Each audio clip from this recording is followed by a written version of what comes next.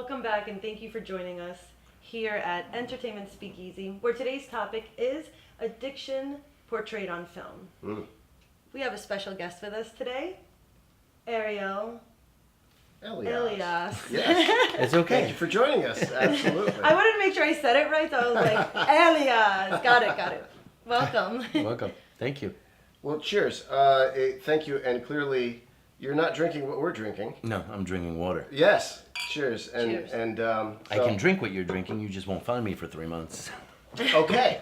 Let's talk about that. So, you've had a fascinating tale. For those who don't know, Ariel is a very, very good friend of mine and a man I consider a mentor in the acting profession. He's one of the first guys that I met when I began my acting journey.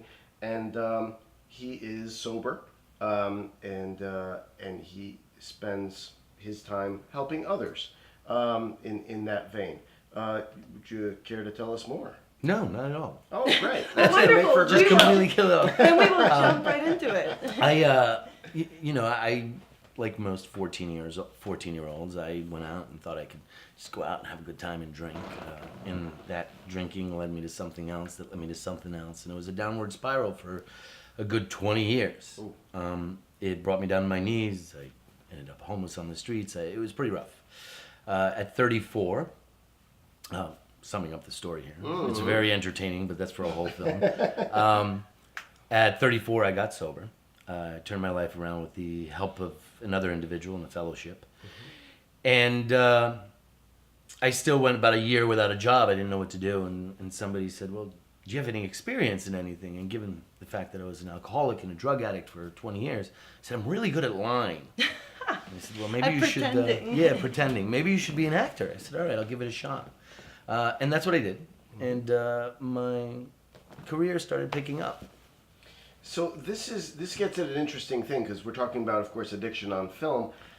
One of the films that immediately comes to mind is Leaving Las Vegas, or maybe Fear and Loathing. What's with Las Vegas in all these movies and all this talk of addiction? But it's the city of debauchery. Yeah, it certainly is, and everything you do there stays there. But what do you think about? I mean, do you have a favorite film or a movie about this topic, or something that you think is very poignant? I have a few favorite films. I loved Requiem for a Dream, but yeah. I think what I do is I judge the movie as a whole. I don't judge it for its addiction portion of the story. Sure. Because I find, addictions come in many shapes and sizes. It's not just alcohol. It's not just drugs. There's food. There's sex. There's some people I know are addicted to their emotions. That's very interesting. Yeah, Californication. Yeah. Sex addiction. Even This Is Us. Yeah. Has Overeaters Anonymous and overeating as an addiction. And I think any movie that you take where the one of the characters has some sort of internal turmoil. Sure. In itself is the same concept, right? Because I think what people don't realize is drugs and alcohol are not the problem. Mm-hmm. They're the solution, right? You're feeling the void. You're feeling the solution. You can't handle the emotions. You're going through whatever the reason is. So if you take I've watched amazing movies where the guy goes throughout the whole movie wanting to kill himself. Mm-hmm. I can relate to that.